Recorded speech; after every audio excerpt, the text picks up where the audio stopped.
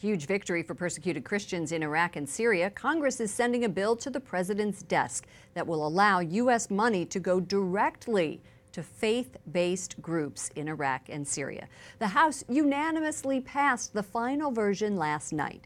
Capitol Hill correspondent Jason Kelvey has been tracking this bill for nearly 2 years. Good evening, Jason. Good evening, Lauren. This year, the U.S. will pump close to $500 million into humanitarian aid in Iraq. This bill addresses past complaints of aid not reaching Iraqi Christians. It allows aid to faith groups to help genocide victims. The Archbishop of Erbil, Iraq, tells me he's grateful. Archbishop Bashar Warda praises Congress for helping persecuted Christians. We hope this time that U.S. aid would come with a really strong and powerful contribution.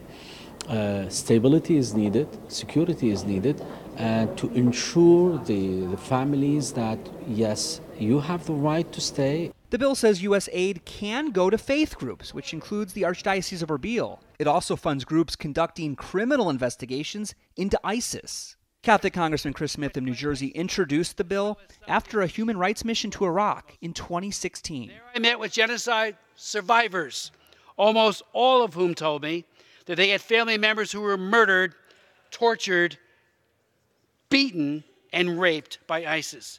Their stories were tragic beyond words, heartbreaking beyond words.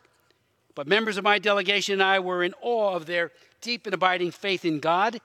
In 2002, 1.4 million Christians lived in Iraq. Now the Archdiocese of Erbil estimates that number is less than 200,000. They needed our help. The House first unanimously passed this bill in June of 2017. After stalling for 16 months, the Senate unanimously backed it this October. For Archbishop Warda, this final step is good news for his suffering flock. We say, thank God, at last something have happened, but we hope that the next step will be really faster, more effective. Archbishop Warda says the U.S. funds spent to gather evidence will allow the stories of the genocide victims to be told and not forgotten. Representative Smith tells me he hopes President Trump will sign this bill in December. Lauren? This is just amazing to hear. When our team was in Iraq, we saw that devastation firsthand, and I was grateful that Representative Smith asked me to testify about this issue. Capitol Hill correspondent Jason Kelvey, thank you.